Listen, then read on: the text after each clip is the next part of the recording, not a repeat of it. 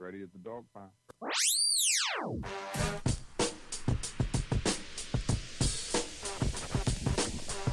It's time for the shop report with Barbershop Jay.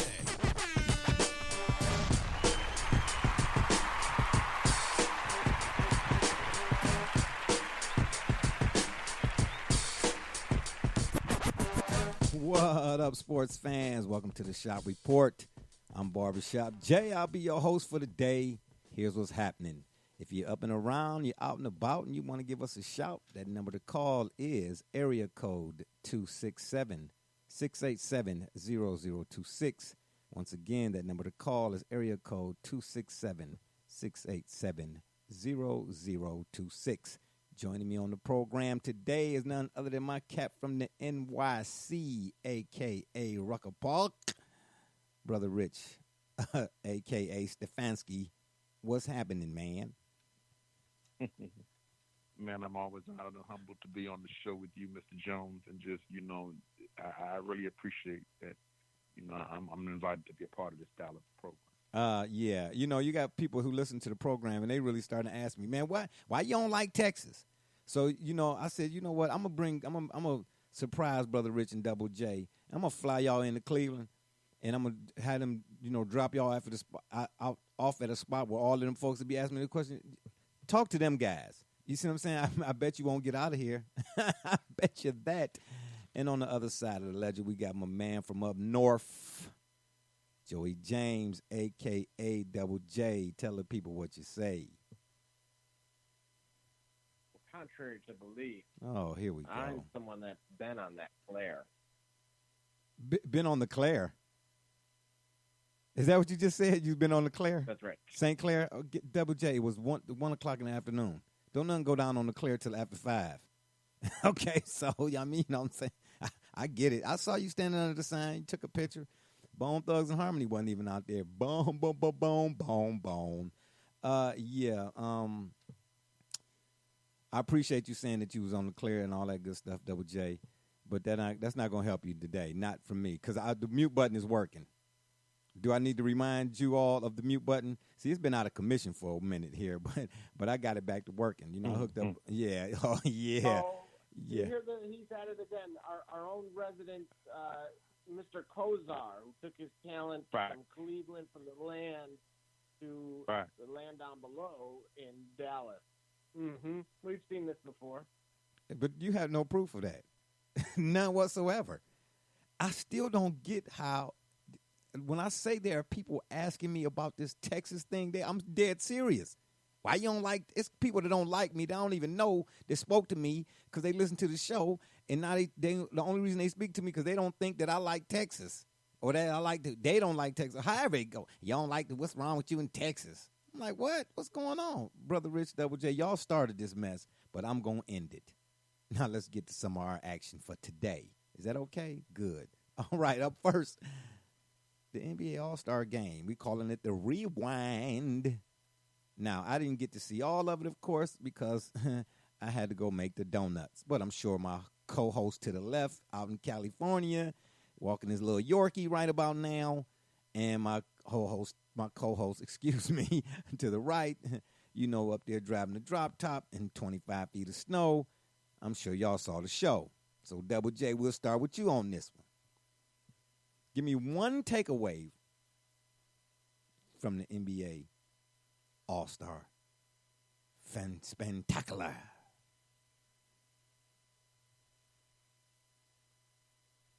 The travesty that was the dunk contest judges. Oh, okay. Oh, Brother Rich, would you agree with him on that sentiment? No.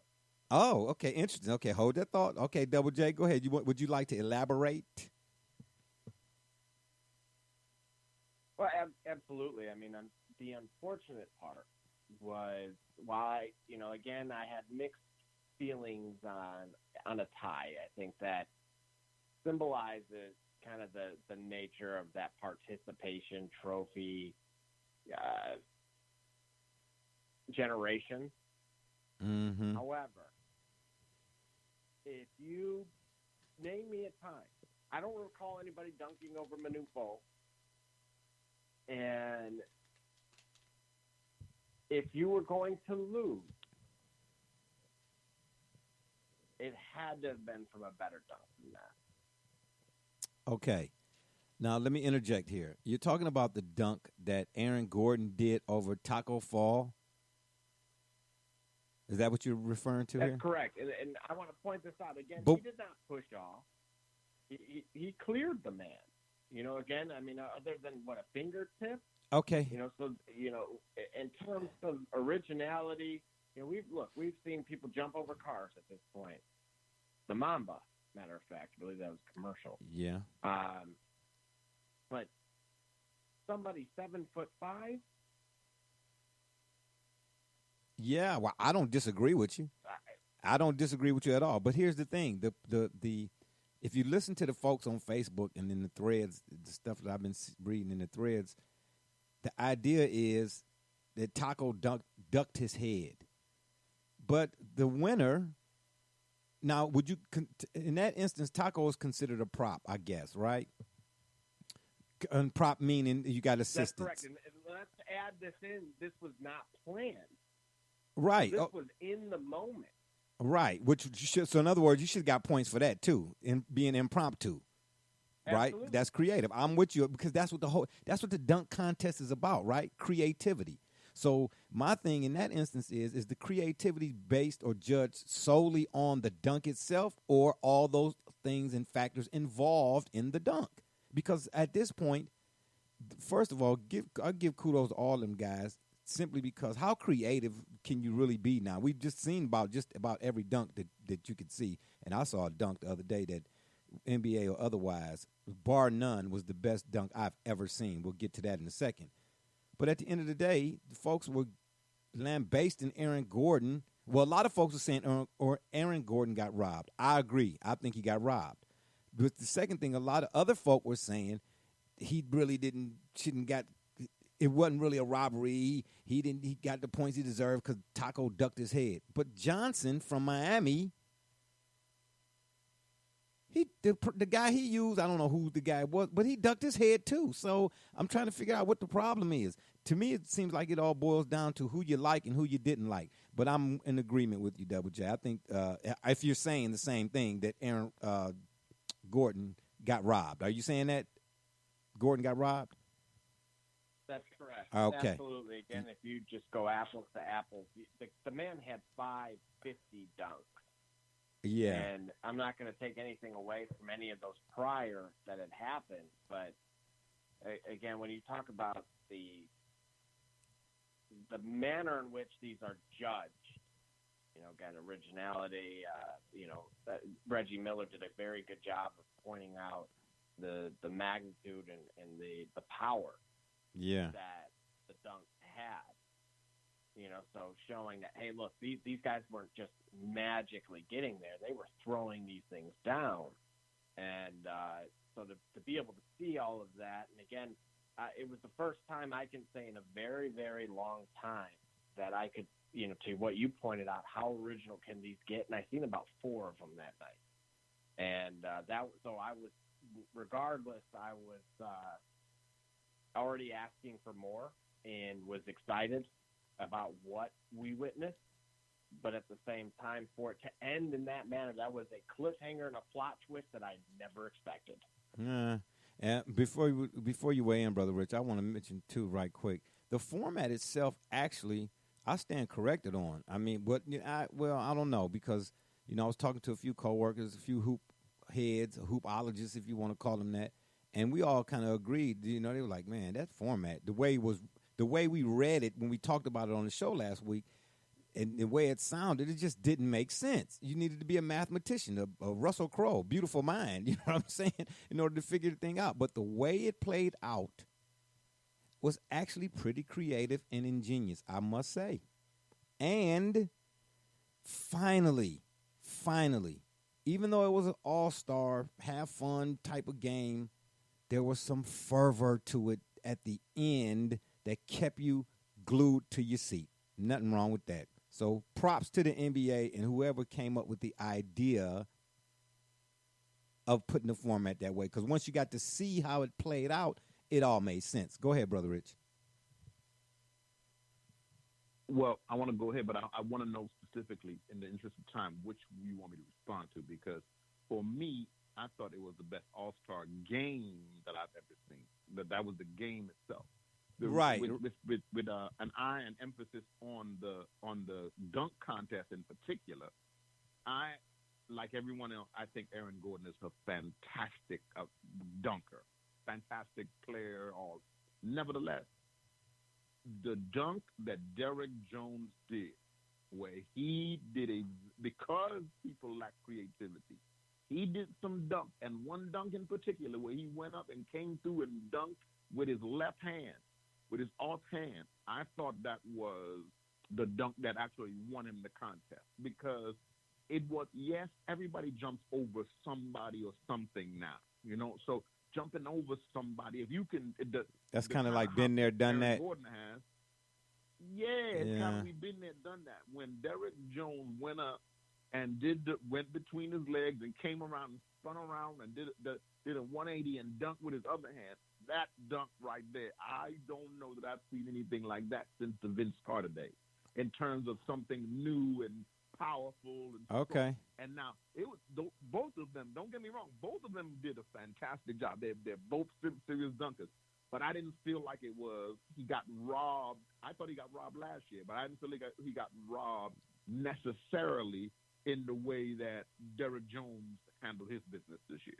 Yeah, but you know what? Here's the killer part.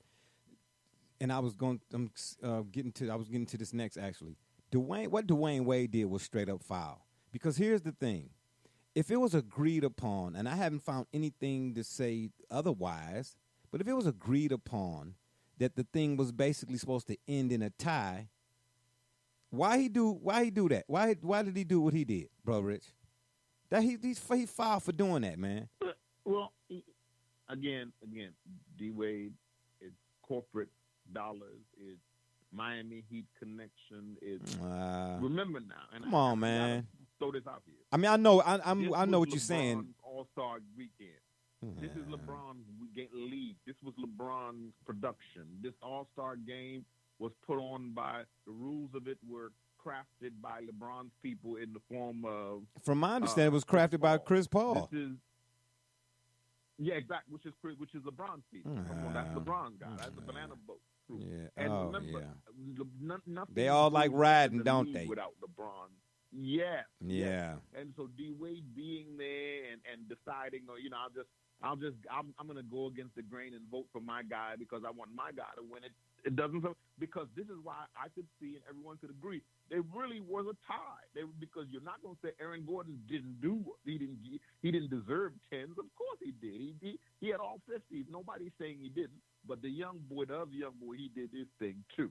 He did. And if I'm judging that contest, when he goes around, when he comes through, and he did what we would call a Rucker Park dunk.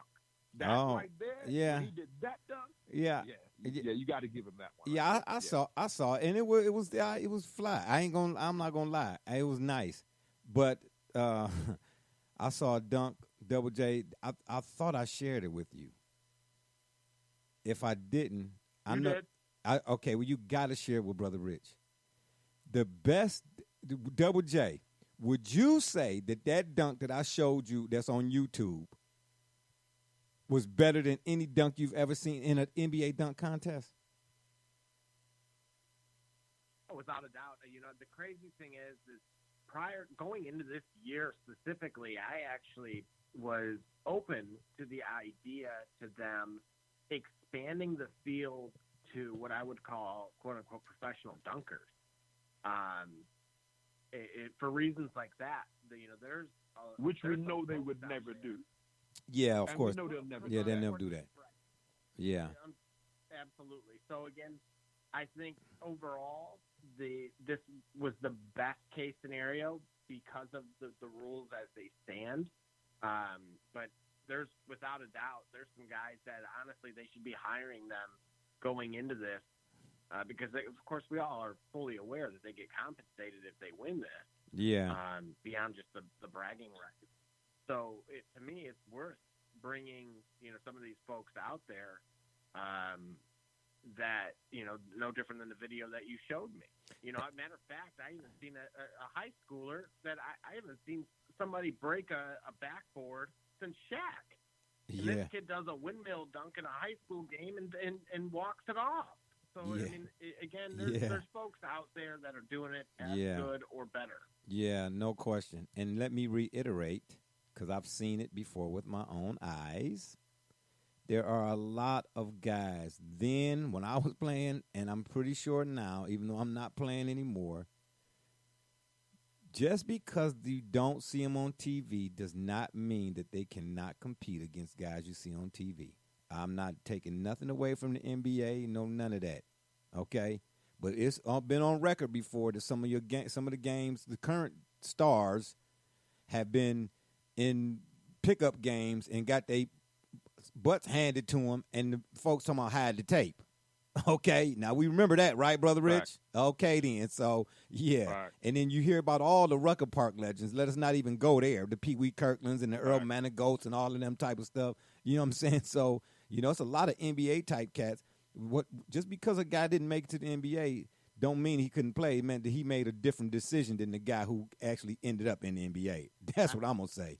And as a matter of fact, let's go further on that, Jay. The Rucker and their leagues like that, where if you don't come and play there, those players will never respect you, and they don't care how many awards you get. Exactly. And the FBA and the CBA, exactly. And they don't care if the United States Army say that you are the best player. Exactly. They don't care about that. Yeah, they don't. And they be like, yeah, man, you can say what you want on TV, but you ain't going to show your face around here, player. You know what I'm saying? You ain't coming around here. But that dunk, Double J, you got to send that dunk to Brother Rich. Brother Rich, if I can, just in summation, this guy that dunked the ball was using a point guard or ball handler, as a prop. These two guys work together in conjunction on this dunk, right? So the guy dribbling the ball starts out like he on the break, right? He starts out and he's doing a behind the back 1-2. His handles was nice. I'm like, oh, okay. Bap, bap, bap, bap. And then as he's moving forward to the basket, Double J, did he bounce the ball behind his back? That's right, he did. Yeah, it looked like like a no-look, Brother Rich. He brought the ball. You got to see this dunk. He brought the ball behind his back with a bounce pass, a hard bounce pass. And the guy who was going to do the dunk was coming up on his right, the guy who had the ball, coming up on his right side or whatnot. And all in one motion. They had to slow the video down. The guy comes around his back who's dribbling. He did that pass. He did that pass, no look, from about the free throw line. Exactly. Keep in mind that the guy he's passing to was nearly at the three-point line. Exactly. Thank you, Double J, for being more, my little kids like to say. I have to see that to believe. Brother, is it real? Yes. Or is it yes. real? Listen. Let me finish now. Let me thank you, Double J, for being more, as the little kids will say, Pacific. When the ball bounced off the pass, the guy who was going to do the dunk jumped in the air. The ball rolled on top of his left hand all the way down his arm, behind his shoulders, and into his right hand, and he finished the dunk. Brother Rich, you got to see this dunk. I would have to see that. Double J, you got to. While we on the air right now, please send that to Brother Rich. When I saw that dunk, I immediately shared it with everybody on Facebook that I know. I said, best dunk I've ever seen, bar none.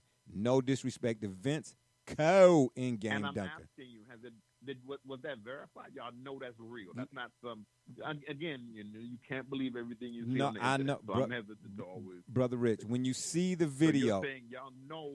Oh, of course, I know you. I know this is you. It has credibility coming to you and Double J. Nevertheless, what y'all are saying sounds a little bit outlandish. Okay, I'm with you. Okay, let me tell you this. If the video is not real, it is the best, what do you call it, Photoshop or whatever it is, job ever. Either way it goes, it's something the best I've ever seen. You understand what I'm trying to tell you? I'm trying to tell you, Brother Rich, it's all that. It's all that. You know what I mean? And then right quick. I definitely want to. Go ahead, Double J. What were you gonna say? I'm going to double down on that. This would be George Lucas level CGI. That's what I'm trying to tell you. That's what I'm trying to tell you, Brother Rich. When I saw the dunk, man, I was mouth agape. And again, no disrespect to Vince, no disrespect to Jordan, no disrespect to Neek, because I still remember that dunk, that Jordan Neek dunk off in the dunk contest. It was, Larry Nance Sr., who else? Oh, Sean Kemp, when he was in his prime. Sean Kemp was the Rain Man is what they used to call him. You know what I'm trying to tell you? He threw it down with a ferocity. Right. I mean, Sean Kemp was a ferocious dunker. So, I mean, it's been some dunkers out there. Don't get it twisted. And I've seen some Rucker Park dunkers. You know what I mean? It's dunkers. But, man, I had never seen nothing like this before, man. Brother Rich, I'm promising you. I told you. And I done played in just about any. But see, you all are making the case then. Then you just made the case of why the NBA could never allow that. Because you can't afford for some young guys? Yeah. To come and wreck the dunk contest. But that would make it interesting for the fans. But then sponsorships, Double J, you understand. Yeah. You in the industry, you understand marketing rules and all these kind of things that say, oh, no, Nike couldn't afford for their brand to be upstage. They got money back in this one, that one. You see, LeBron has never done a dunk contest. Why? Because as the face of the league, he can't afford to be embarrassed out there he got all these endorsements and all these brands. Any dunk contest he goes to, it has to be rigged in his favor. Let's be honest. Yeah, but see, now that's a topic for a whole nother day. I'm glad you said that though. But see, that's hey, them dudes we grew up on watching, they wasn't scared. I mean, you know what I mean? If I can't do that because my image is the gonna rules were different. The money wasn't the same. The money wasn't the same. Let's be fair. Money wasn't the same. They wasn't playing for But I don't think they was dunking for the money. They playing for $1 billion. All the young people take it a bag. They paying for these boys are carrying bags and playing for $1 billion purses. Yeah, they carrying they're carrying purses. Excuse me, I digress. Anyway, you got to send that to him, Double J. And then lastly, you know, going back to the format and the way it was played, I find it ironic on how it ended. The game, the All-Star game itself, on free throws. You get what I'm trying to tell you? Isn't that interesting? Free throws? Yeah. You cannot get it. You cannot get it. Not a good look. That's what I keep trying to tell people who's so caught up in the pig because she got on lipstick and a bonnet, you know what I'm saying, like they were in the UK, you know, doing their judiciary hearings, you know what I'm saying, the white wigs with the little curls at the end. Hey, look, no, we still got to come back to its true nature, man. Come on now. We've been talking about this for how long, Brother Rich? Ever since I knowed you. How long we been talking about this, right. Double J? Ever since I knowed you.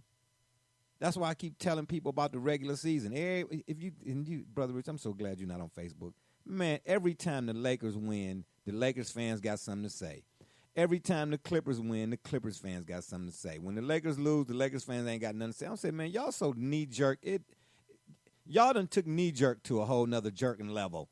Man, would y'all sit down somewhere? I said it. The NBA, the season does not start until after the All-Star break. It don't start until after that, man. My goodness. Because guess what? All of those hoop-de-doo and hooty-loo and shooting all them threes and all of that kind of stuff, the playoffs say, yeah, okay, it look cute, but wait till you come see me. You know what I'm trying to tell you? Because in the playoffs, it slowed down, baby. You ain't going to be getting all of that. And, you know, the pressure is at an all-time high, okay? So you mess up a possession if you want to. Somebody going to lose their job, right? Yeah, but I just thought it was real ironic on how it ended. The number to call if you're up and around, you're out and about, and you want to give us a shout is area code 267-687-0026. Once again, that number to call is area code 267-687-0026. Before we get into this Houston Astros, and should they be stripped of their title, Major League Baseball is in trouble, big time. I want to give some shout-outs to some folk that are near and dear to me, who bought a couple T-shirts. Unlike my co-host, Brother Rich and Double J, people that I'm surrounded by couldn't wait to support 786 Media in the shop report. They purchased T-shirts, the merchandise that we have now on sale, $19.99 for a T-shirt, baby. You get what I'm saying? But unlike my two co-hosts, they ain't not one time didn't What's call. the address in Dallas? Just send me the address. I'm not gonna send you the address in Dallas. I'm not gonna send me a text message and let me know we got customers. See what I'm saying? I'm just saying, man. My co-hosts, they so caught up on Jerry World and the big scoreboard and all that kind of stuff. I'm looking at the phone like and neither one of these dudes called and said, man, I need 5, I need 10. No, but they did. Oh my gosh, I'm gonna let the people that I know, I'm gonna let them see these threads that just a little portion. You know what I'm saying? Oh my gosh, 2 hours. Fact, because I'm always in front of a live studio audience here on my end here up north. I've actually can confirm that I have a sale here. Oh yeah. So we'll reconvene following today's broadcast and. Yeah, we'll reconvene. Double J, well, for me, in all honesty, I'm from, I come from a world where we believe, our young people say we don't believe in snitching, but I'm going to have to snitch right here because for a fact that we've been waiting on our shirts and I haven't gotten mine yet from a certain somebody in Dallas. My package, I don't know how long mail could take to come from Dallas to Los Angeles. But I haven't gotten my package yet. So, let me tell you. My shirt is not even here, Double J, for me to even know what Brother to Rich, even show oh. people. But I wasn't go. Hold on, no. I didn't want to sound like I was. We got a caller. We do. Hey, perhaps. I'm just saying, perhaps. We got a caller. Are we gonna take the call? We gonna take the call, or are y'all gonna keep going? This is what I'm talking about. This how Browns fans do. You know what I'm saying? After 0-16, hey, get that young guy from Dallas. Yeah, get that young guy from your son from Dallas. Yeah, after 0-16, they have a celebration, and then they go and sell out PSLs. Got you. Yeah, that's the logic, philosophy, ideology. Anyway, caller, could you tell us where you're calling from and what your name is, maybe, before I get back to waxing these two over here? I'm D. Gully from Columbus. Oh, my gosh. Not you again. Oh, my. Okay, so then where you want to add your 3 cents in? Oh, but before you say anything, we got D. Gully on the line, y'all, from the CO Lumbus. Glad you could join us. Let me tell you, Brother Rich, Double J, why y'all's package. The real Ohioan. Yeah. Why? Because you're a Buckeye? Stop it. Anyway, let me tell y'all why y'all package he's the ain't. only one living in Ohio. That's fine. Home ain't where you from, it's where you at. Most deaf. Anyway, let me tell you why y'all's packages have not been delivered. Because that the post office has, in an effort to cut back on costs, they went and rented some mules. Them rented mules that you and Double J be riding on. So that's how the mail is being delivered now, is on the backs of them rented mules. So you'll get it when you get it. That's all. Yeah, exactly. So from Dallas to LA on mule is how long? I mean, I don't know. You're the one that rented. I'm just still trying to understand. Hold on. Because you told the listeners that we have not, Double J, were we not charged to the listening audience that we have not participated in encouraging other people to get and support the T-shirt? Is that correct? Yeah, that's correct. That's what I heard. Yeah, I know that's what y'all heard. Yeah. Double J can't double down on. I'm saying the mule from Dallas, I don't know, maybe the mule went from Dallas to Columbus, and then from Columbus to Los Angeles. But like Hertz Rent-A-Car, you the one that own Hertz Rent-A-Mule. What are you talking about?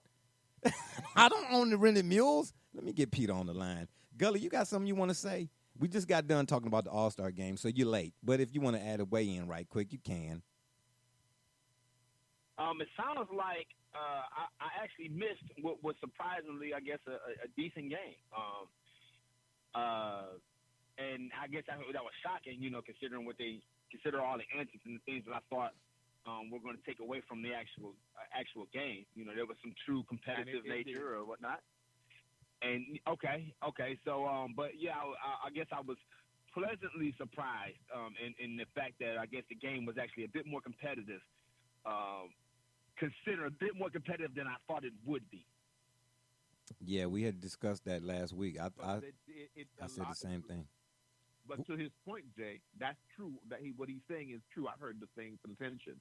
There was too much pageantry. It was ridiculous at a certain point. Too much to do another song, and all on the back of Kobe and Gigi and those other unfortunate people. At a certain point, it was, come on, man, get on with it, because you're not this much invested in them. There's there are families that are grieving, and you can only grieve and publicly.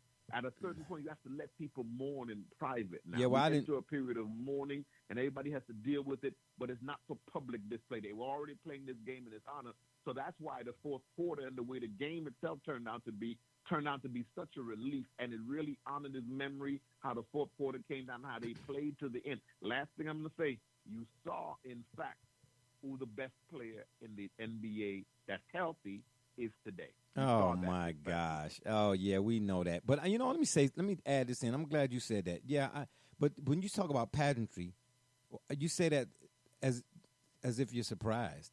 The NBA is about pageantry, but I got another term for it. I call it brandsketball, and I've been calling it that for a while. Pageantry is what the pomp, and circumstance. Poppycock, whatever adjective you want to use to describe. But I'm with you, Brother Rich. You know what I mean? It seemed to be like, okay, y'all overdoing it, but that's how they do. That's what they do told me now. not to curse on the platform. Did you tell me not to curse on the platform? Okay, got you. All right. But let me throw this in right quick too, even though this wasn't necessarily a topic, because I saw this earlier today, and I am appalled that the L.A. people are charging people to come to the memorial service at Staples Center. $220 some odd dollars for a ticket? Are you serious? See, now, Brother Rich, you know them Lakers. For which I registered and didn't get it. For which I registered and didn't get fixed. You was gonna buy a ticket, I just have to tell the truth. Brother Rich. We doggone. didn't know how much they were going to be. We thought we did. But here's the thing: we did not. We thought they were going to be given away, like they were. Oh, exactly. That's we what didn't know. The community didn't know that they was gonna be that's what charging. they did. You just have to register. Yeah, we didn't know they were going to be Yeah. charging $250. No, sir, we did not know that at all. Yeah, now see, I don't have a problem because I thought that's where you was going with that. Because I've had instances where they say register, get a ticket, just so you can say that they could scan the ticket. You know, Right. but it's zeros on the ticket. You get what I'm trying to? So you can say, so they can say how many were in attendance or whatever the case may be.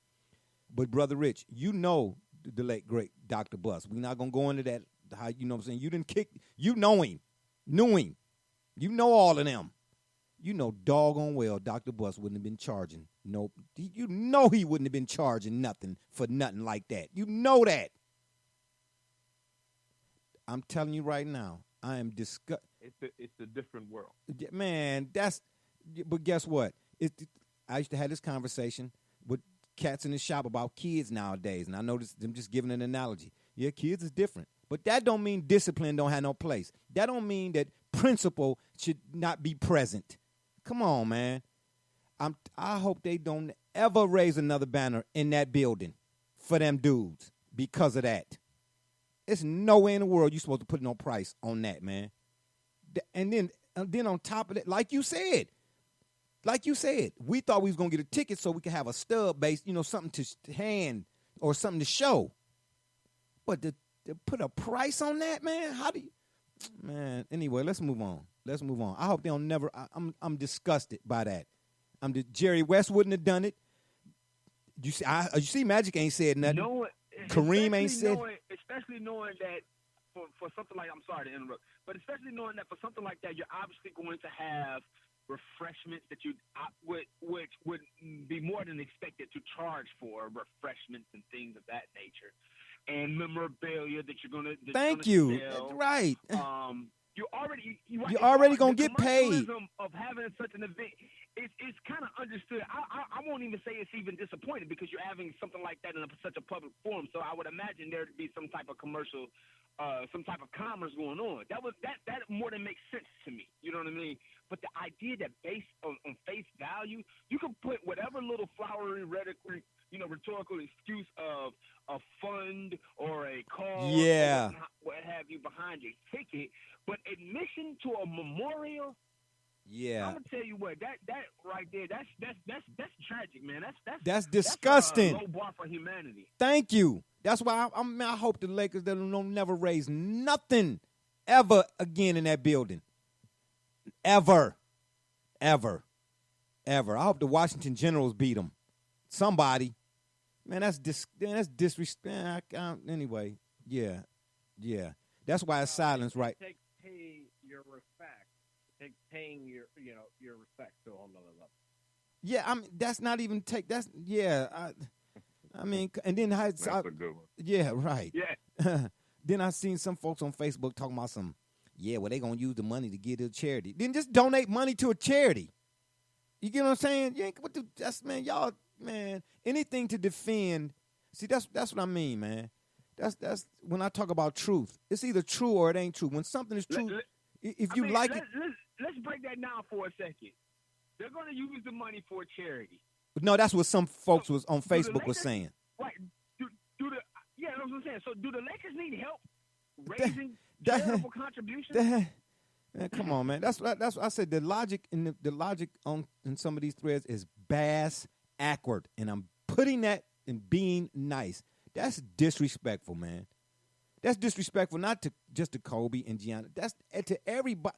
Man, let's move on. Let's move on because I'm about to get heated, man. I hope they don't raise nothing ever again. I'm telling you. I hope that all them banners just whatever they got jerseys. I hope that one day they just are doing a game. They just all fall to the floor. I do. I'm not gonna even lie. But anyway, let's get to this Astros. It's apparent now if you listen to Manfred and AJ Hinch, former manager, or is AJ Hinch the manager was former manager of the Astros? Double J. Correct. Okay. And who is the owner of the Astros, Brother Rich? Do you know? I have no idea. Yeah, because I didn't catch it. But anyway, everybody involved with this whole Astros thing and what it's apparent that they cheated, and they cheated big time. And it's a lot of former players that's been weighing in on, Aaron Judge, Yankees, and see, it's not what they were saying when I watched a couple of the videos from these folks, Mike Trout and all them guys. It's the facial, especially if you see Aaron Judge when he was asked about it.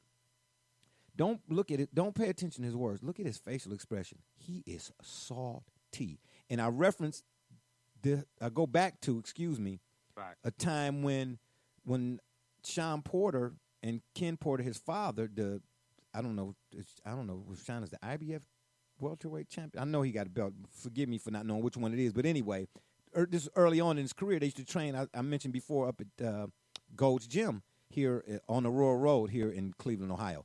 And I kind of was like the shadow, interviewing and so on and so forth. And I had asked him, because it was the time around when Manny Pacquiao was said to be using steroids or whatnot. And I asked Sean, I said, man, you go through all this training or whatnot. And I know I've said this before, so forgive me for being redundant, people. I said, you find out a guy was cheating. I mean, what's your reaction? I had to back up. I thought he was going to swing on me. Not because it was me, what I'm saying? Because because of how it hit his ears. You look at Aaron Judge's face, man, he is salty. And as they should be. Now the question is coming out on whether or not if these dudes, I don't know a team, maybe the Indians won't, because they too nice. But there's going to be some teams out there, the Dodgers in particular. When these dudes come up to bat, man, ooh-wee. I mean, Double J, if I'm not mistaken, didn't they do an over-under on Facebook about how many hit by pitches the Astros hitters gonna have to deal with this year, like 95 or 100 or some crazy number. I think, they in trouble, man. They in trouble. I feel bad for them guys on the strength that guys are gonna be gunning for them. Gully, what say you, man? Yeah, that number was 83 and a half. 83 and a half. I mean, if there is such a thing too, I forgot the second part of that. Should the Astros also be given the death penalty? And remember, in the mid-'80s, when I say death penalty or something similar to, the SMU football squad that starred Eric Dickerson and Craig James. Craig James was running back for the New England Patriots in 1985, where Steve Grogan was the quarterback, and they lost to the Chicago Bears. A lot of y'all didn't know that, but I did. Thank you very much. Anyway,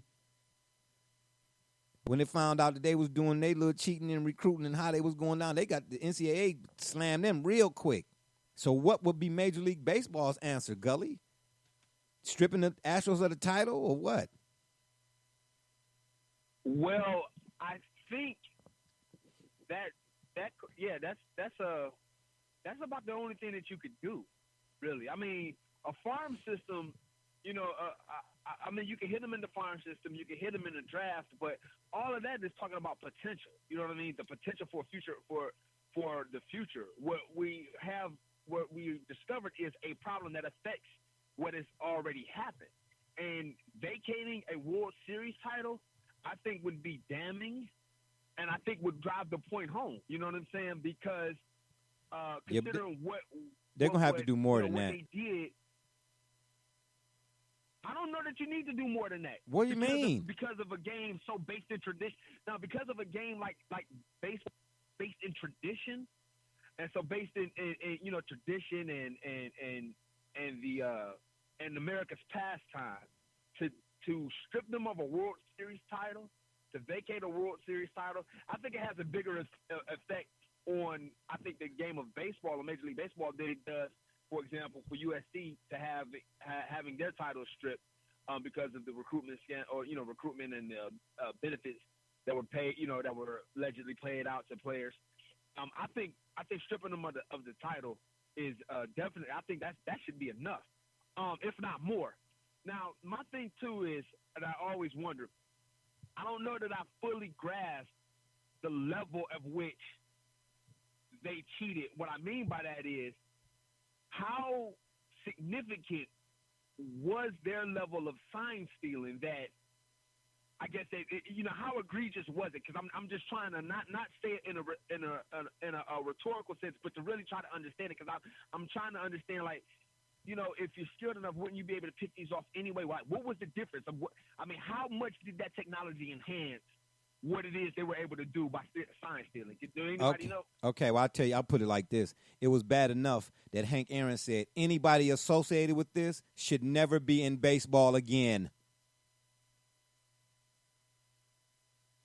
Listen, you have two former World Series champions. And this is Brother Richard talking, y'all. Employed electronic means where their franchises set up spectacular, peculiar electronic cameras, computers, systems to spy on other teams. Baseball is known for sign stealing, but it's something that's done within the field of play. It's not something that's done outside the field of play. It's not supposed to be employed by mechanical means.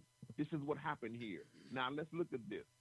Let's talk about the owner, not the owner of the Houston Astros. Let's talk about the president of Major League Baseball, Manfred, who says we're not going to take the World Series from them. It's just a piece of metal.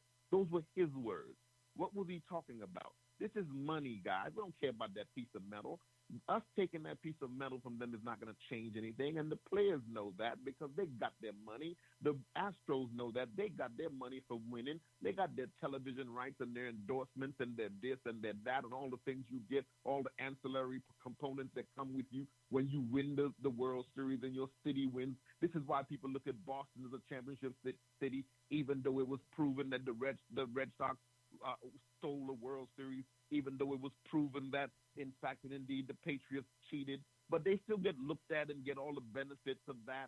Yes, but so now, of course, Aaron Judge is saying, look at this. I'm a player.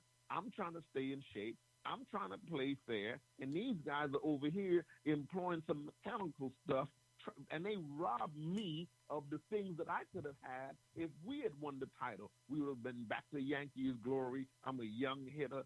So, of course, he's upset in a way that some of these guys can't relate. And now you're hearing murmurs.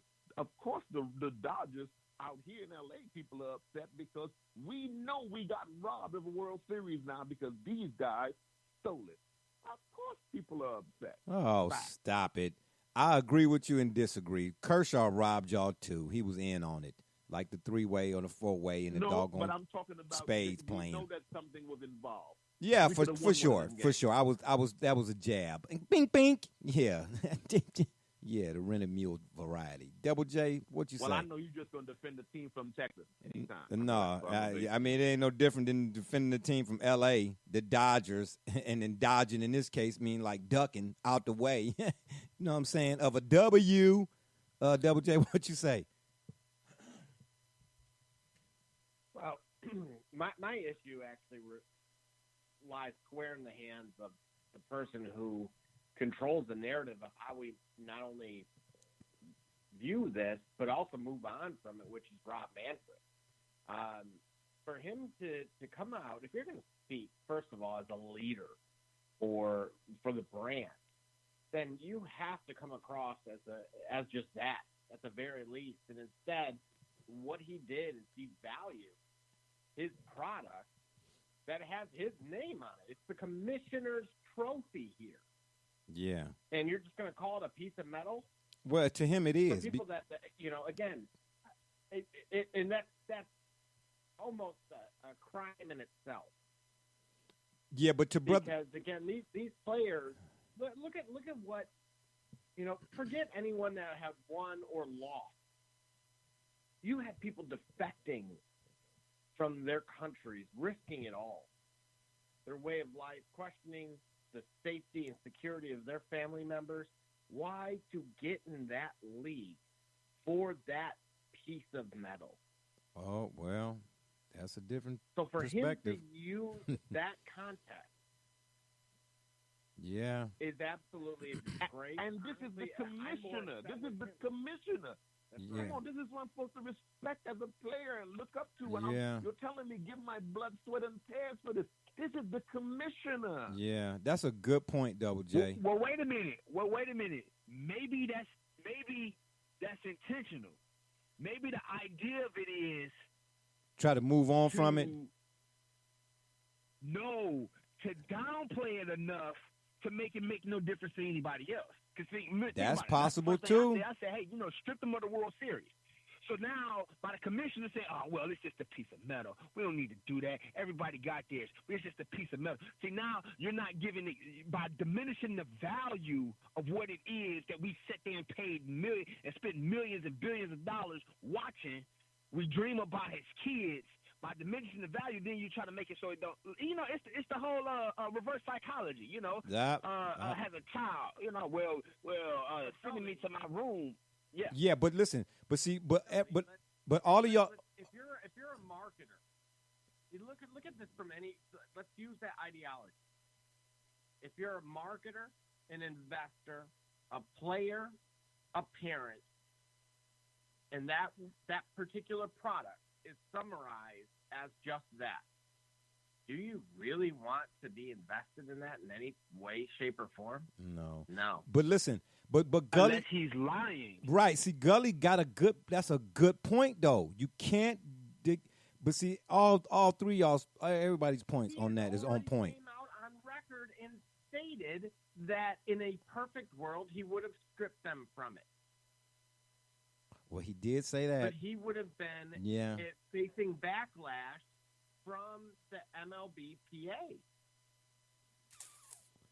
And it's because of that, he did not. He doesn't have the ability to do so. So you can't, But- again. But you can't rule anything all out. of this, You can't rule anything out though, because that's how bad this is. Gully is making a good point. You can't. I just can't dismiss. That gives me pause for thought. Like, dad, you know what I mean? Was that deliberate?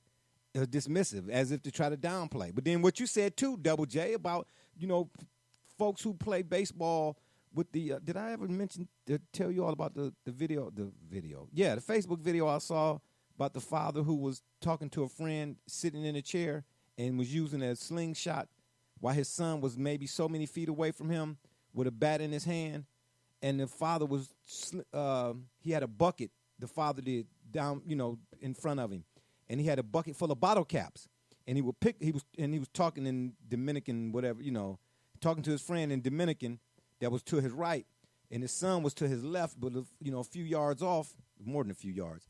And the father would occasionally reach down in the bucket and pick up a bottle cap and put it in a slingshot and shoot it towards his son that had the baseball bat. And the boy was ting. He was hitting bottle caps, but no shoes on, feet in the dirt.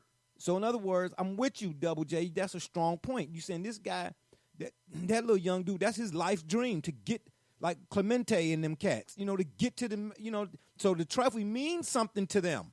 You see what I'm saying? It means more. It's just not just a metal thing. How dare you say that to that kid who grew up getting it out the dirt, as we like to say. But again,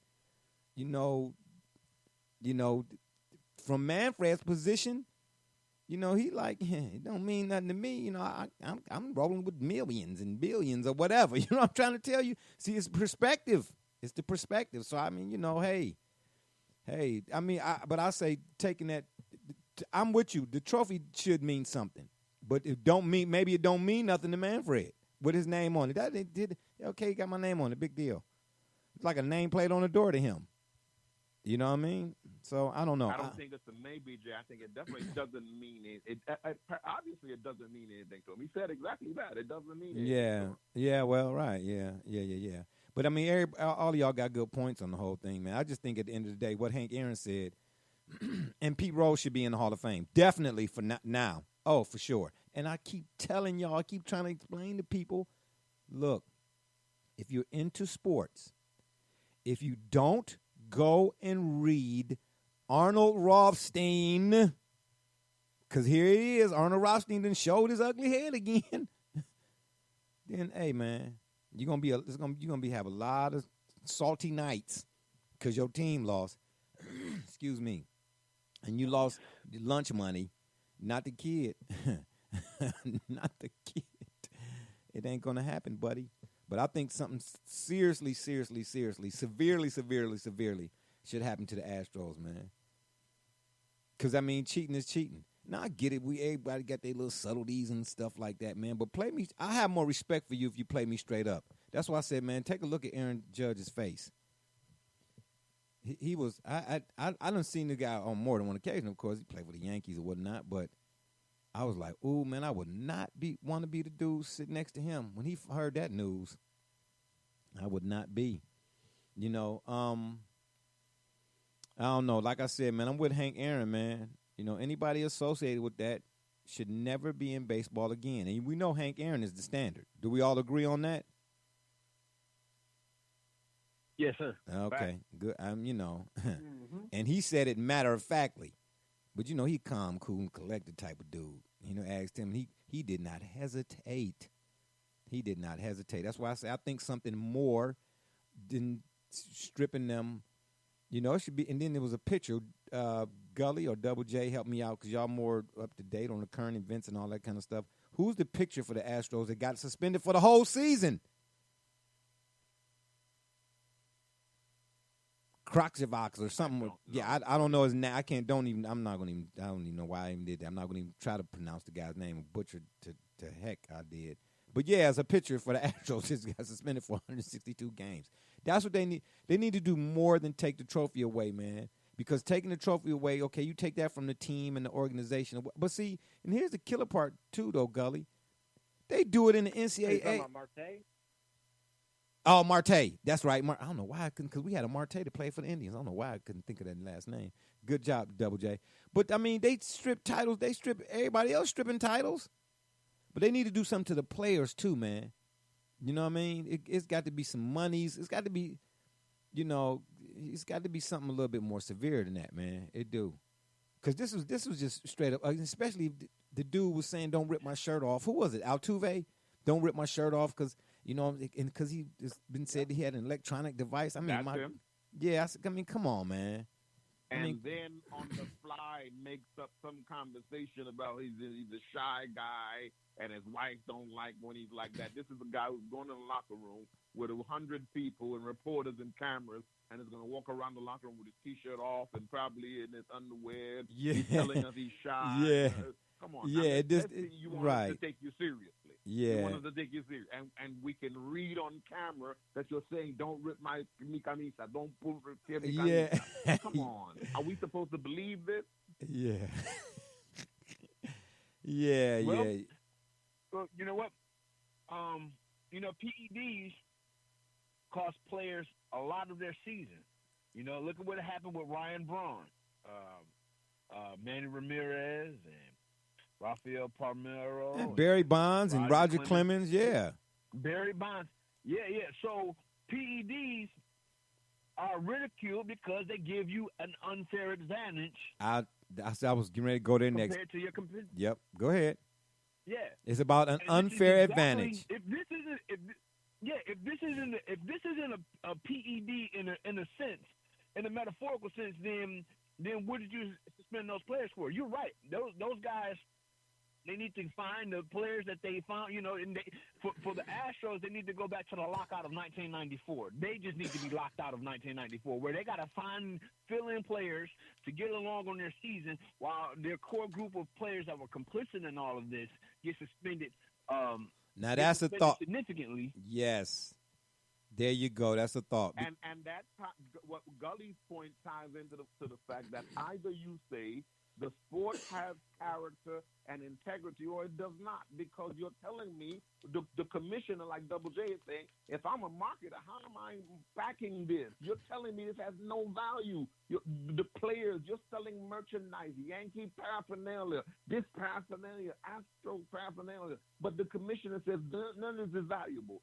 So Gully is telling us that if PEDs, you get in trouble for that because it enhances your performance, and these guys can cheat and they don't get suspended. What is Major League Baseball telling us? What kind of cross-current lessons are these? And that little children are coming up and you're saying, look at this. What am I learning here? Now I'm telling you. You're learning that hypocrisy is the order of the day. Me if I do anything? That's what you're learning. You're learning that hypocrisy is the order of the day here, baby.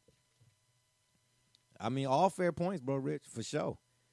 How you gonna say how you gonna use the word integrity, but you're anything but? You know what I'm saying? Yeah, you're a walking contradiction, if nothing else.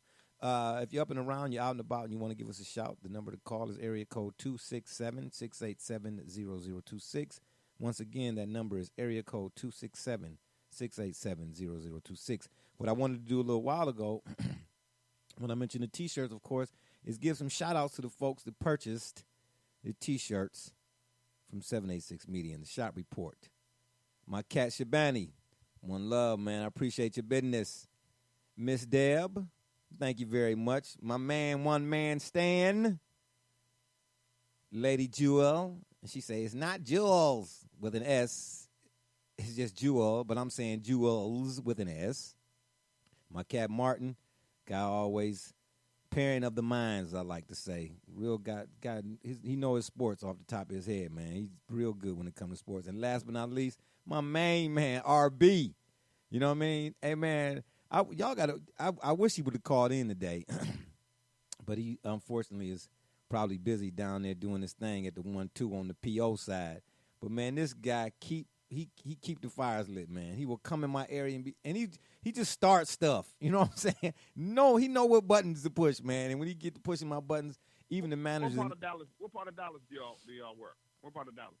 See, he was on your side. I've been in Dallas. No. See, he was on. That's what I'm saying, brother. But you so Dallas out right now. I think you got your boots on. Because if not, I got mine on. Because it's getting deep. Anywho. Yeah, he coming to, he like, yeah, man. He said, yeah, so he said, yeah, I'm with Brother Rich and Double J. You be flip-flopping. You a Cowboys fan. You don't know if you're going to be a, Miami fan. See, he be on your side, Brother Rich. But you so ready to go at people with this Dallas thing. I don't know. Yeah. But anywho, shout out to all of those people that purchased T-shirts from the Shop Report. We got them on sale, of course. They going fast, though, people. So if you want to get them, send us a shout out. Let us know what's happening. We got something for you. I don't have no extra mediums, because I sent them to Brother Rich and Double J, so good luck with that.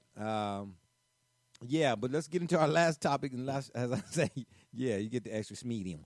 And last but not least, like I've been trying to explain to Brother Rich and Double J, the newly found Cleveland Brown members or fans who have expressed their newfound fandom on more than one occasion on this P-Rogram. And I try to explain to them. They think, my two esteemed co-hosts, Gully, I don't know if you think the same thing, but if you do, you can get some of this smoke too. They seem to think that anything I say that does not go along with or flow with whatever should be flowed with when it comes to the Cleveland Browns is hate. I say, why? Because I have a different opinion? I've been watching the Cleveland Browns since 1977, man. Y'all got a long way to go to catch up to me. So, what I'd like to do is read an excerpt from the book I'm currently reading. You know, my man's Bernie Kosar, the U, Cleveland Brown, all the way down from downtown. And Dallas Cowboys. Anywho, we're not going that far, Double J.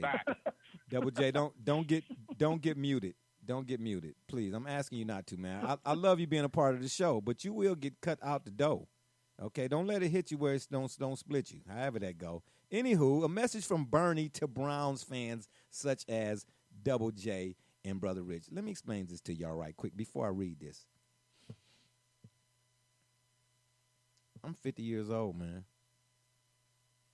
I'm tired of waiting, okay, and being optimistic that the Browns going to get it right. It shouldn't take this long, okay? Shouldn't take this long. Is this Bernie Kosar or you? This is me. I'm going to save you a click here. He said, leave Cleveland, go to Dallas. You know what? Yeah, okay. This is why I'm going to put banana in the tailpipe in that drop top you got. Anyway, before I read this excerpt from the book, now the book, again, is Learning to Scramble is the title. The chapter in particular that I'm going to read from is called Leadership. Spell it with me, or say it with me. Leadership. All right? But before I read that, let me say this. Before I was so rudely interrupted by the rented mule riders, the Browns have had more money and picks than any other team in the NFL since 1999 anyway, and have wasted just as much, if not more, than any other team. So, Brother Rich and Double J, let me ask you, point out to me another, and we're not even talking about the Detroit Lions or no other franchise.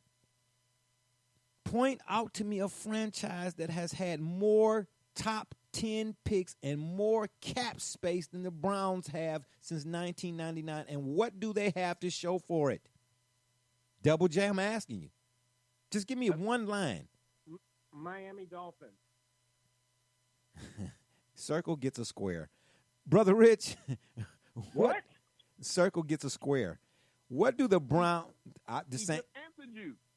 He just answered you, the Miami Dolphins, but I was going to respond like this. He took that side of it. The Miami Dolphins have not had more cap space and more top 10 picks since 1999 than the Cleveland Browns. They have not. That's your response to that. That is not my response. That is the response. That is okay. That is your response to what Double J said. Here's what I'm saying to you, to the question you asked myself and Double J. Here's my response to you. My response to you is this. As a Browns fan, I would ask you to show me another franchise that had to start over in the way the Browns had to start over, with all new management, bringing in new. The Carolina Panthers and the Jacksonville Jaguars. No. Wait. No. Listen, I'm asking you to. I said to start over in the manner in which the Browns had to start over. The manner. The Indianapolis Colts. Taken away, the way the team was. See, that's what people fail to realize when the Browns. Hold on. When what have they? No, they won a Super Bowl. Have they won? Yeah, they've won a Super Bowl with Peyton Manning and Tony Dungy. Yes. Okay, but let me. With Peyton Manning. Okay. Have the Browns had a Peyton Manning? Have we had a Peyton Manning? Listen. There been some issues and that's why I'm getting ready to read. That's why I'm getting ready to spend more money. The Browns haven't spent more money than the Dallas Cowboys to build a stadium, to do this. The Browns have wasted more money than every NFL team in history. And they've wasted Yeah, more the picks than Cowboys, any. so that was good. The Cowboys' money was good money. That they spent good money. No, That I'm was not good saying money that. they spent. They That's didn't not the waste their question. I said, name me another didn't waste their team money. than the Cleveland Browns who have wasted more money. Put it like this. Let me say it this way then. Dallas. Stop it. Let me say it this way. Every year, going into a season, Adam Schefter or one of them Putninks or Draftninks or whoever them, Todd McShay, whatever, Double J, Brother Richard A., one of them guys always put a list out of which team got the most cap space. The Browns, if not number one, are always in the top three.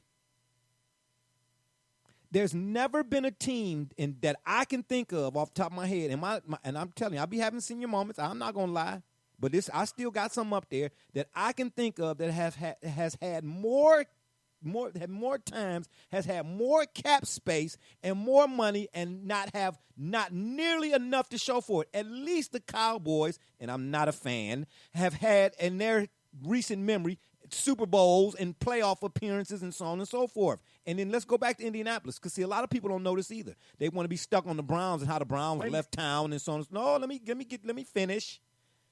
The Indianapolis Colts. Everybody think what the Browns did and Art Modell and what he did was foul. No, Cleveland fans' reaction was foul because they brought so much attention to it. But do you know that the Indianapolis Colts got up and moved in the middle of the night and didn't tell nobody? They brought Mayflower trucks at 12 o'clock in the morning and unloaded. There was people that was going to the facility the next day and the doors was locked. Did you know that?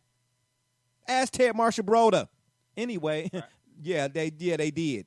The Indianapolis, the Baltimore Colts, when they moved from Baltimore to Indianapolis, but see, they're not as beloved, quote unquote, as the Browns. So therefore, they don't get the kind of pub that is deserving of a team that has been abysmal and dysfunctional for far too long, is my point only.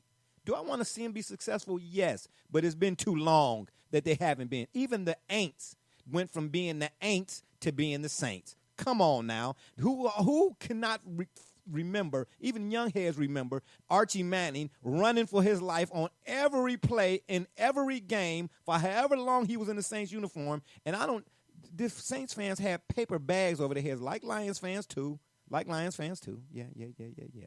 0-16. I don't even think the Saints, I don't even recall them ever win. I think every year for about the Tampa Bay Buccaneers was bad too before Doug Williams and Steve DeBerg and Steve Young. But anyway, yeah, I don't even think the Saints back then, I don't even know how many games they had won in however long Manning played. 15 years, however long he played. They probably won all the 3.5 games. And that was because some guy didn't, on the other team, didn't had a DMP. But anyway, let me read this. The title again, the chapter is leadership.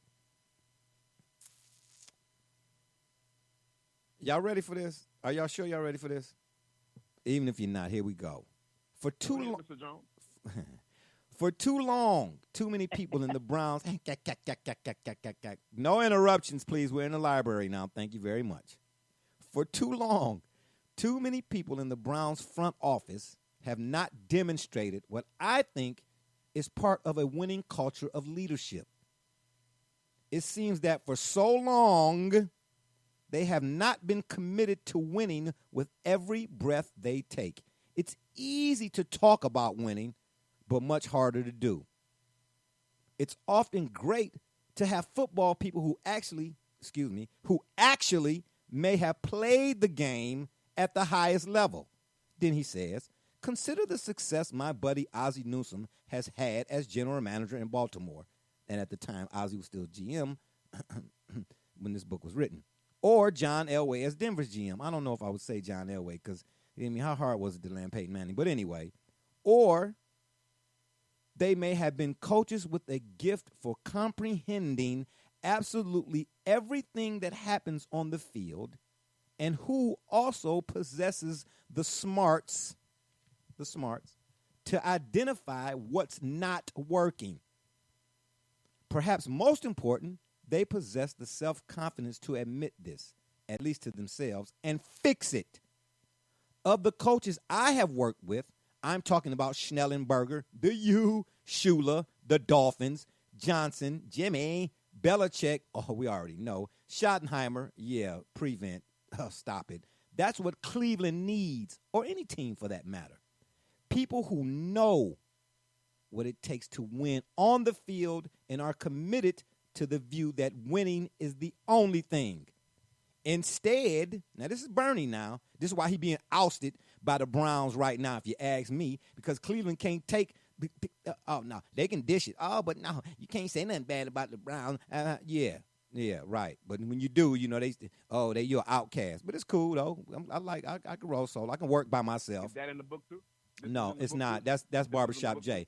Meanwhile, back at the ranchero, instead, Cleveland too often has had a parade of front office suits with no on-field resumes, much less winning ones, in parentheses, who are into being big-shot executives.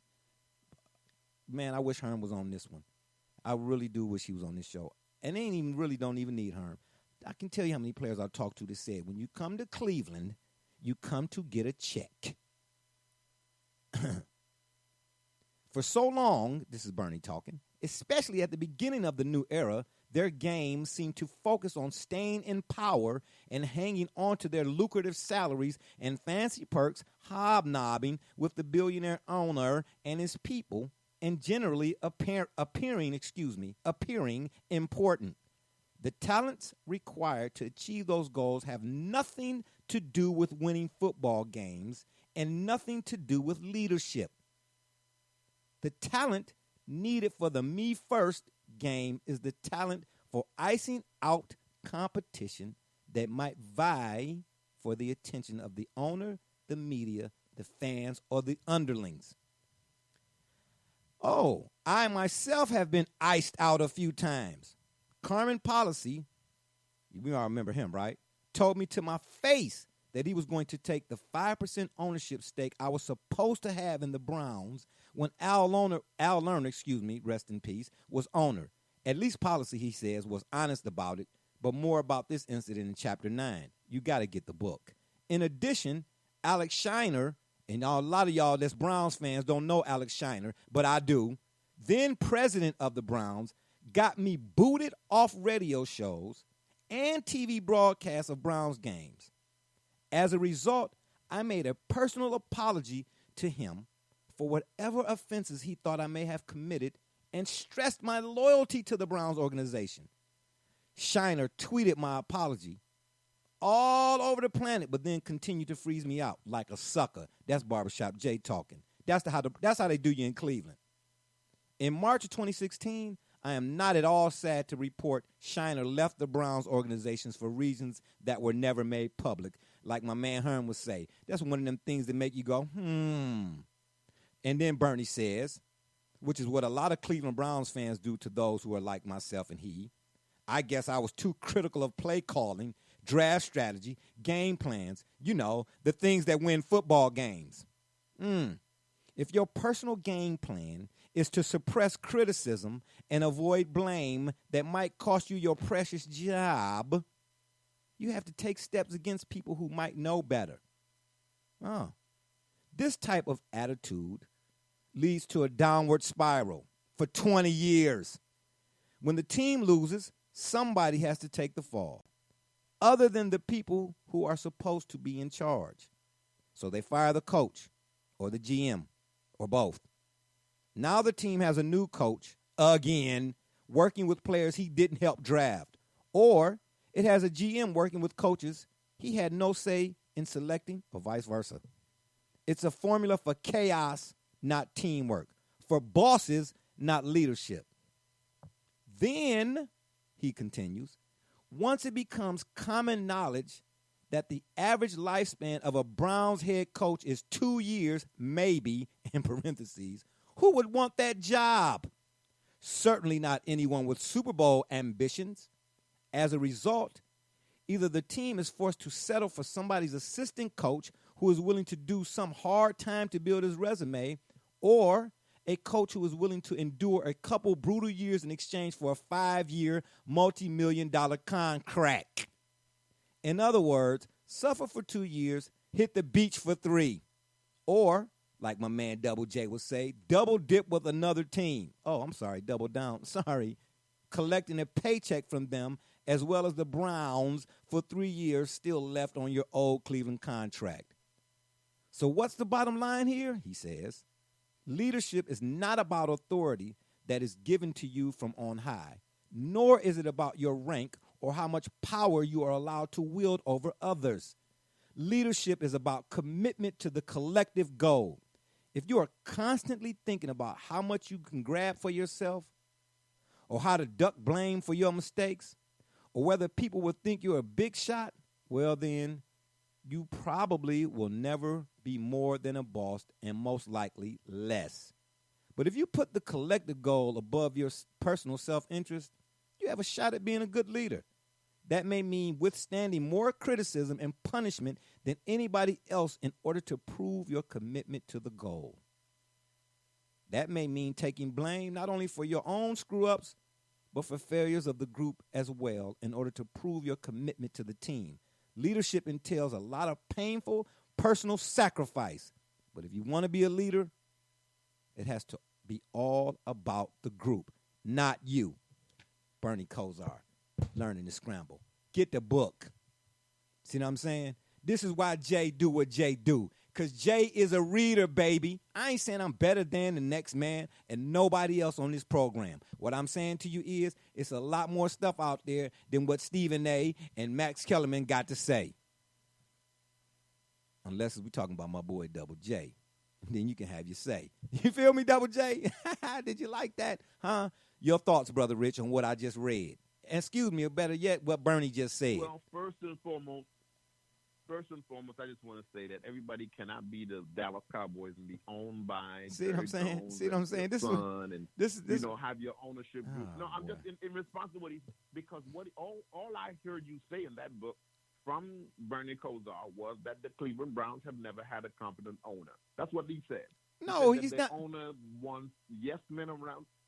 That's not. You asked me to respond. I'm Okay, responding. all right. I listened to what you said. Okay. Everything he said. He didn't say anything was wrong with the players. He said that as a player, you come there and you recognize that there's no leadership there, and you make a determination that this team is not going to win. And as a coach, you go there to be on your grind. You don't go there with understanding you're going to have any team and any kind of ability to win. So you go there and you make hard choices.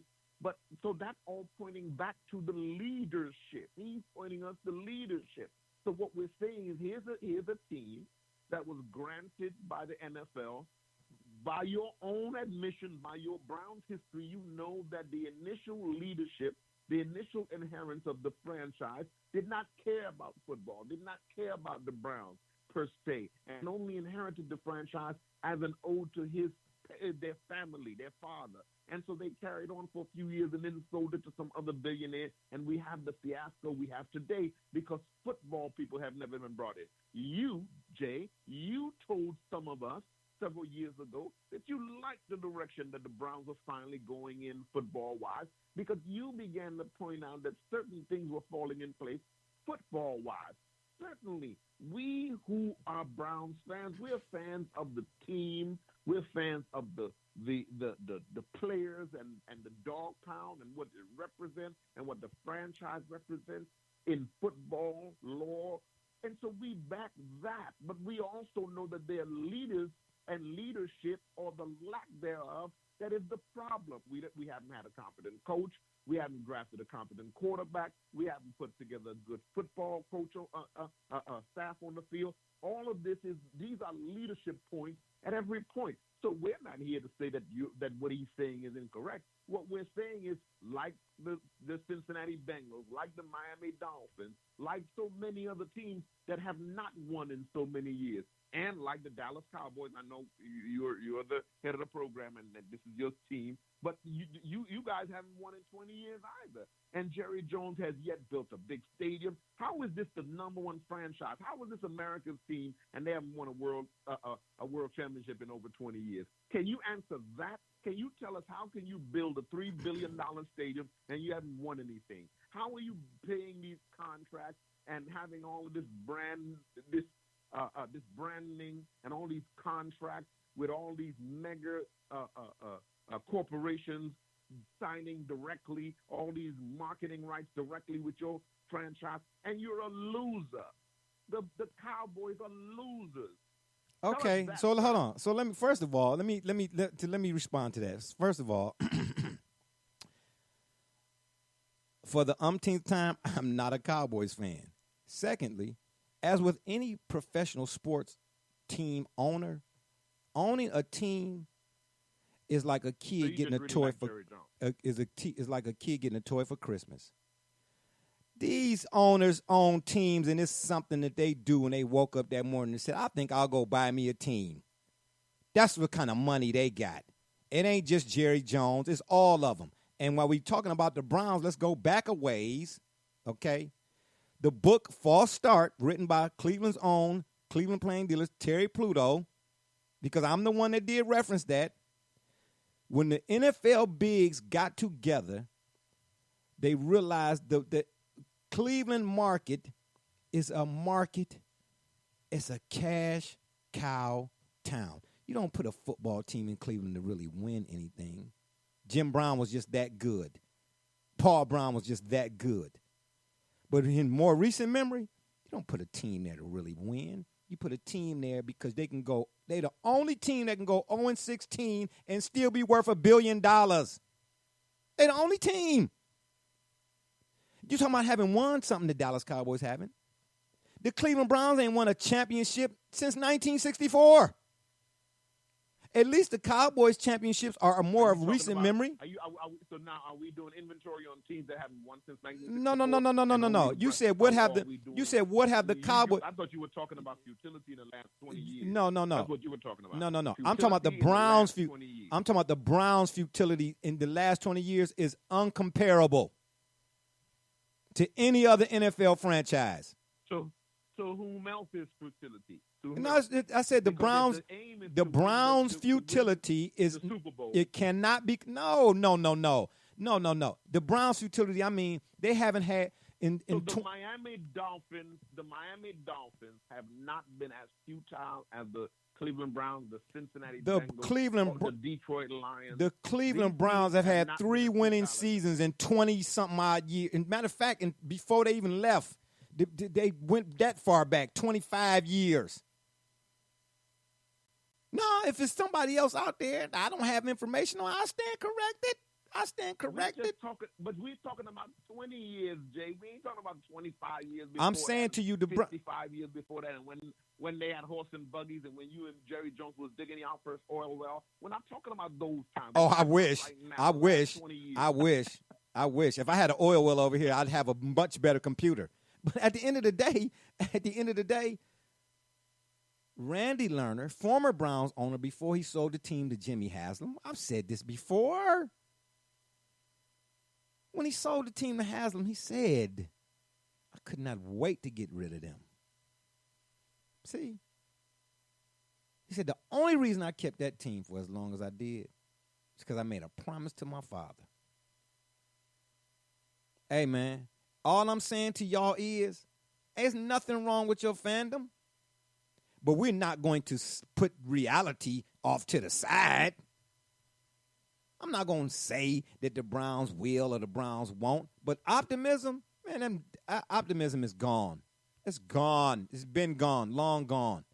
Double J, do you ever hear him talk about the Knicks like this? The Knicks have a multi-billionaire owner.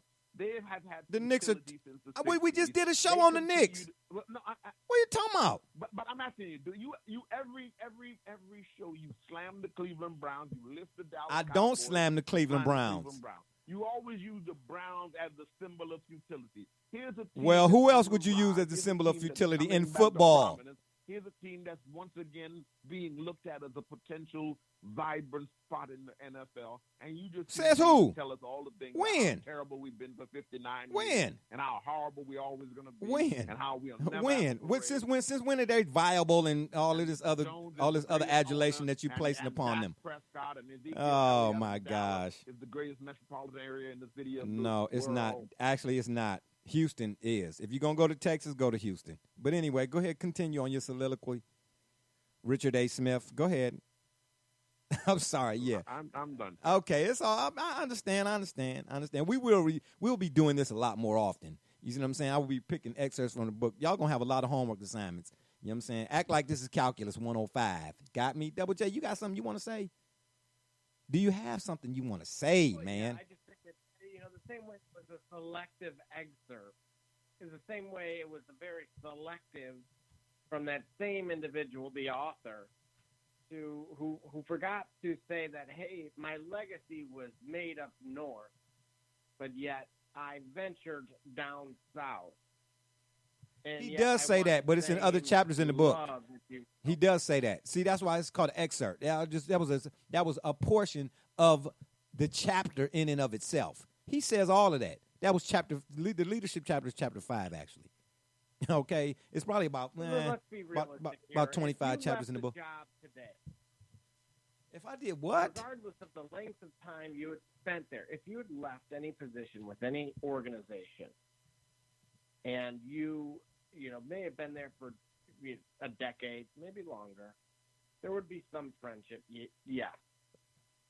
But would it be tainted in any way, shape, or form? The answer to that question is yes. So hearing this, he wants to be pardoned for making the decisions that Are he you made, serious? and then going on record and bashing the same You can't place say that based he on. wants to be beloved. Oh no! There's so much hypocrisy here. No. I'm not surprised at what we're hearing. Hey, listen, I'll tell you one thing about Cleveland fans. Ask Cleveland fans about Bernie Kosar. Ask any Cleveland fan about Bernie Kosar. Listen. You know what, Double J? I kind of agree with you. I heard the same kind of thing. No. Like he wants to be. Perhaps he wanted to be part of that leadership. No. I'm telling y'all firsthand. No. Wherever you heard that from, you heard that. That's dead wrong. Believe me when I tell you. Matter of fact, we're gonna revisit something sort of this like this. We're gonna get Herm on here on this next one. See what I'm saying? And I ain't gonna say where I'm gonna let him talk. Okay? Believe me when I tell you, Bernie is beloved in the city of Cleveland. And for a guy that ain't from here, oh, yeah, Bernie was that dude. Because you want to talk about a behind-the-scenes type of dude that then gave his blood, sweat, and tears to the city of Cleveland on all types of fronts. I'm talking about business moves and all types of other stuff. Bernie's name is all up and through this city of Cleveland. Believe me when I tell you that. Matter of fact, it was some asinine type fans who always got to be asinine when he was on a broadcast here. And listen, and what he's saying about being ousted and look, the NBA did it when David Stern, may he rest, came out with the Chris Paul should have went to the Lakers thing. The Tim Donaghy, he's disgruntled. Come on, man. They always gonna pick a guy to say because a guy telling the truth. He lying. He just Major League Baseball did it with Jose Canseco when he talked about when he was first one that broke the steroid thing. He just mad. And but it turns out that they wasn't lying. Okay, Bernie ain't got to lie. He ain't got to lie. Go look up Shiner. Shiesty as they come. Yeah, shiesty. Yeah, I'm gonna have my dude on for the next one. Yeah. Y'all done woke up the sleeping giant now. Cause believe me when I tell you, listen, you gotta go get the book, man. You got to look up Shiner and then go get False Start. If you ain't gonna get no other book, if you ain't gonna get this one, go get False Start. Terry Pluto even broke it down. And I done sat next to these dudes, man. Come on, man. Come on now. Y'all know Jay don't play when it come to what he got to say now. We can go back and forth now. We can have a little flick fun and all that kind of stuff. But Jay don't play now when it comes to the verbiage. Now, you know that now. Come on now. Yeah. Bernie ain't disgruntled at all. Folks was making fun of him because his speech was slurred. Now, all right? Some fans in Cleveland. He on dope, he on drugs. I'm telling you, this is what they were saying. Like, what? And then ESPN's Cleveland's 850s, Tony Rizzo, I don't want to do the free plug, but I got to throw him out here, went on record. You should go, if you don't do nothing else, go listen to the show that Tony Rizzo did when they found out that folks, what they were saying about Bernie when he was on they used to do a Browns pregame and a postgame Channel 19, and you could tell something was, wrong. I think he got a little bit of CTE, but see, again, you got to go through his book. So it was some fans that was giving him the business. But the fans that didn't grow up watching him play. See what I'm saying? The fans who think that because life didn't start till they was born, them type of fans. But anyway, know your history. But anyway, Tony Rizzo went off. Mm-hmm. Tony is a long-standing TV personality in Cleveland. Fox 8, he been on it. I remember a video, I'm not going to mention that about him, but anyway, because he gets salty when you mention that. But anyway, he went off because he and Bernie are really close friends, really, really close. I had never heard him talk like that on the radio. I'm surprised he still got a job behind that. You can't say nothing bad about Bernie, not in this time. If Bernie say it, you know Bernie, because Bernie ain't that type of dude. Bernie got hemmed up by his wife, Babette, and all of them when he first got. Oh man, it's not enough time. It's not enough time in the show. But anyway, hey, look, at the end of the day, man, I will be glad if they win, man. But optimistic, man, that ship been done sailed. Like them rented mules you two be riding on. And on that note, it's been fun, but we got to run. Appreciate y'all for listening. Don't forget to check us out right here on the Spreaker.com network. Of course, you go to Spreaker, you go to the search box, you type in the Shop Report. And while you're there, please give us subscription eyes or subscribe. Or you can check us out on Facebook, Twitter, or wherever you pick up or listen to your favorite podcast at. And when you're there, too, as well, give us a follow. And don't forget to subscribe to our YouTube channel, as well as dropping us your comments, suggestions via email, theshopreport365@gmail.com. And, of course, if that don't work, Google it. For my mans Be Rich, D. Gully, Double J, and all those who follow and support us, we say thank you. I'm Barbershop J, and you've been listening to the Shop Report. And remember, next time you want to know what's really going on, man, come to the shop. Walk-ins are always welcome. Holla!